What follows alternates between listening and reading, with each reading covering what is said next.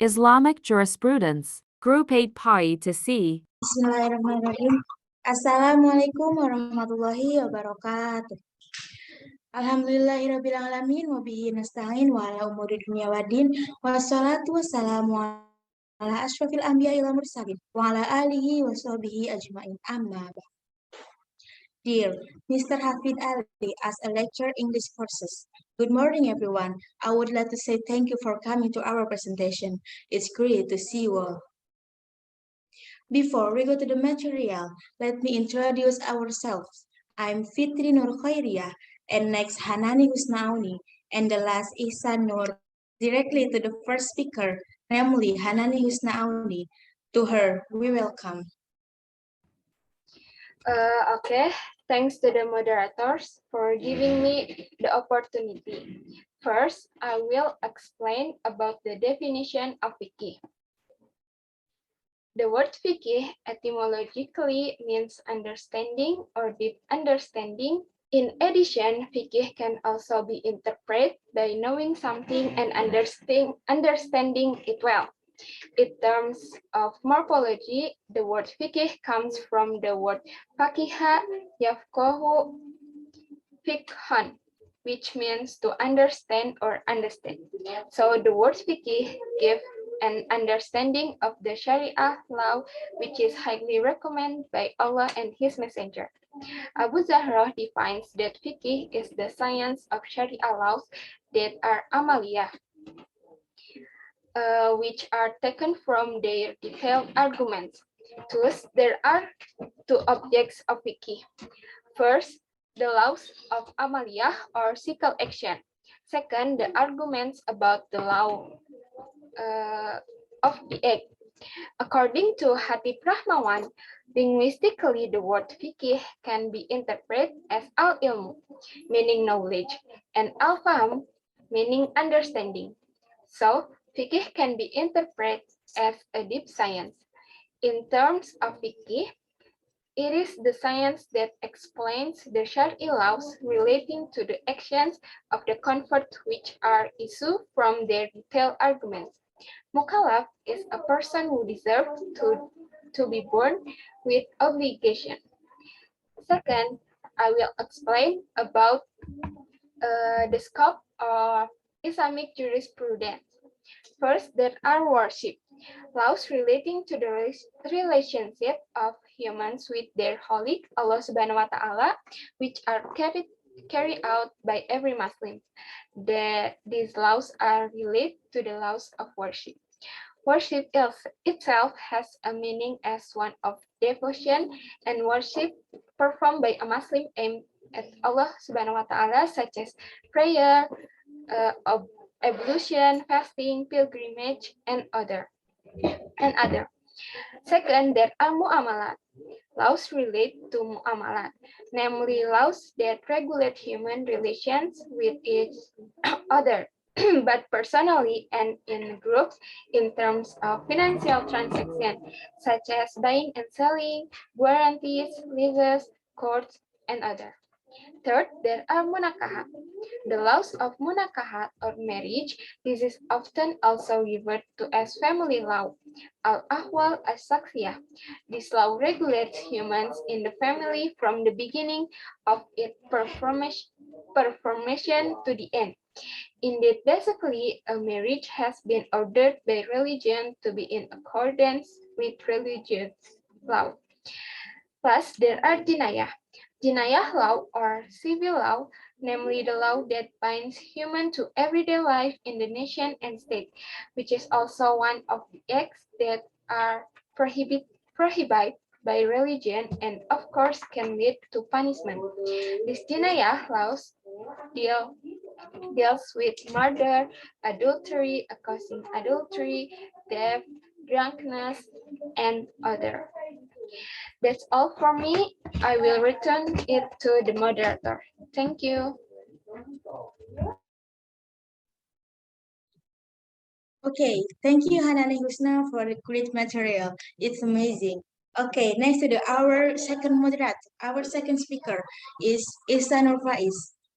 To him, we welcome. Fiqh law.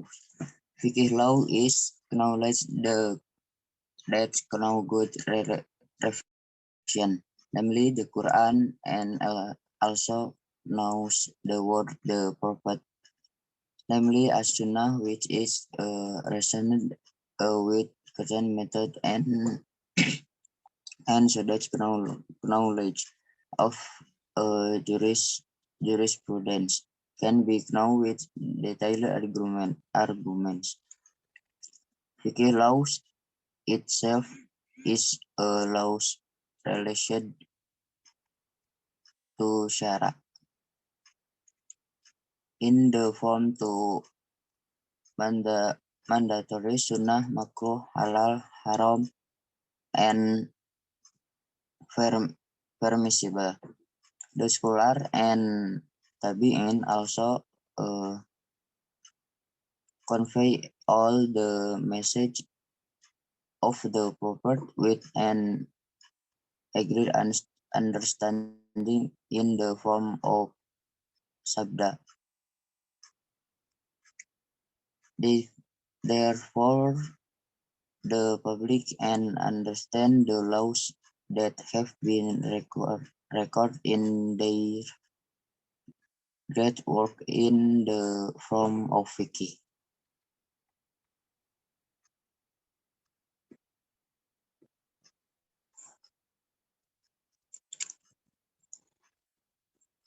Type of fiqh laws. Required. Mandatory is a law that forces a Muslim to do something that is obligatory, and if left behind, a Muslim will be, for example, we are required to pray five times a day. If we do it, we get reward, and if a left it, we will sin. Sunnah. Sunnah is a law that does not for Muslim to do it, but it's recommendation for a Muslim, so that a Muslim is not forbid from living. For example, we are to pray the Sunnah Qobliyah Ba'diyah, but we are not forbidden to but only a suggestion. If we do it, we'll get a reward, and if we leave it to do not sin. Haram. Haram is a law that forces a Muslim not to do something that will result in a sin if a Muslim does it. Makruh. Makruh is a law that requires Muslim to abandon action that are close to haram. Source of fiqh. The product of fiqh laws include obligatory, sunnah, permissible, makruh, and haram. They are also other forms such as valid, invalid, right, wrong, rewarding, sinful, and so on. Refers to various source, namely Quran. The Quran is the main source of Islamic jurisprudence laws. If one encounters a problem, one must return to the book of Allah in search to the law. As-sunnah or hadith, according to Al-Ghawri in Mu'jam al-Mustalahat al-Hadith, is everything that is based on the Prophet Sallallahu Alaihi Wasallam from word, action, takrir, or natur. Ijma can be understood and agreement of scholars regarding a case if there is not specific explanation in the Quran and Hadith. The ijma must not conflict with the Quran and Sunnah. Qiyas is a method for determining the laws in something that of something new and previous known. Be looking for its equivalence which means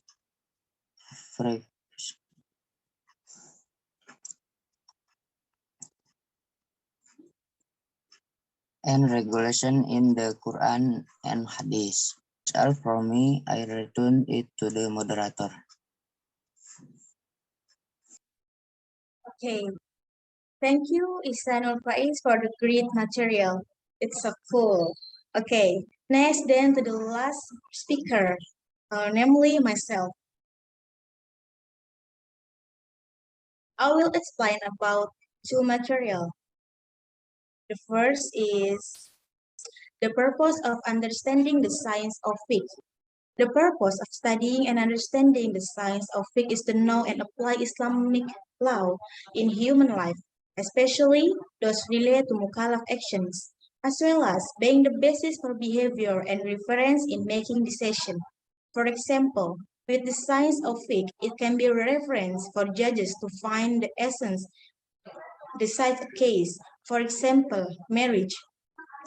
The main purpose of studying fiqh is to find the essence of maqasid sharia or behavior objective of sharia and be able to apply sharia law in every human action. Then, besides, we need to know about the purpose of understanding the science of fiqh. We must also know the purpose of understanding the usul fiqh. The purpose of studying the science of usul fiqh is that we are able to show the rules of usulia, which are the reason for determining the law.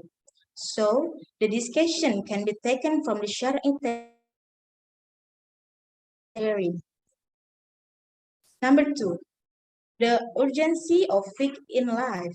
The main element that is the pillar of Islam is the science of fiqh.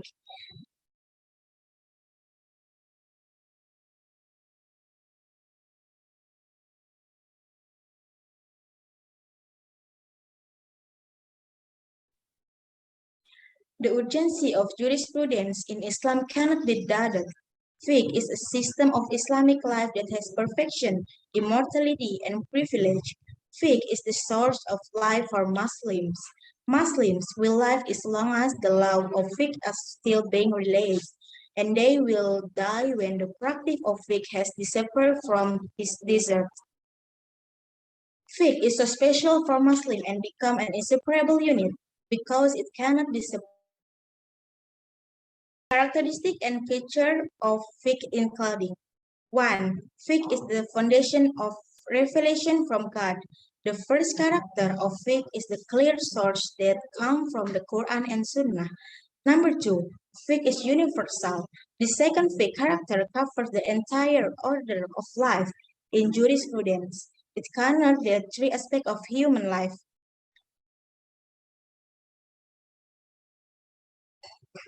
3.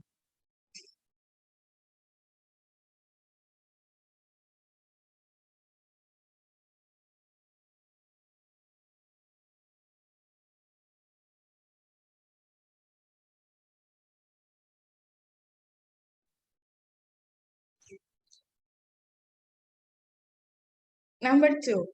Fiqh is universal. The second of fiqh character covers the entire order of life in jurisprudence. It covers three aspects of human life, namely 1. Their relationship with God, 2.